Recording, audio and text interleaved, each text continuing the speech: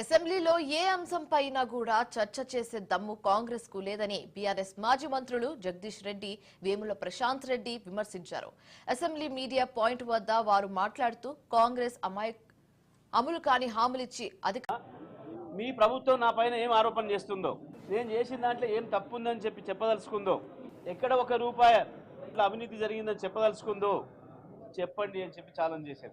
ఇవాళ కేసు పెట్టింది రాష్ట్ర ప్రభుత్వమే స్వయంగా ముఖ్యమంత్రి గారి ఆదేశాల మేరకు. మరి అదే ముఖ్యమంత్రి సభలో చెప్పాలి, శాసనసభలో చెప్పాలి, వచ్చి ఎందుకు దమ్ము లేదు సమాధానం చెప్పాలి రాష్ట్ర ప్రభుత్వం.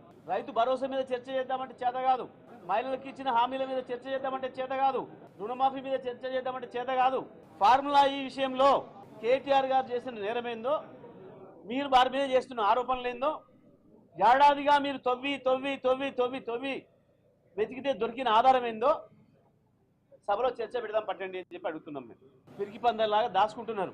ఈ ఫార్ములా పైన చర్చ జరిగేంత వరకు అసెంబ్లీలో ఇంకో కార్యక్రమం జరగడానికి అవకాశమే లేదు. తప్పకుండా మాకు అవకాశం ఇవ్వాలని చెప్పి చెప్తున్నాం. మీకు చేత కాకపోతే మేము చర్చ పెట్టడానికి రెడీగా ఉన్నాం.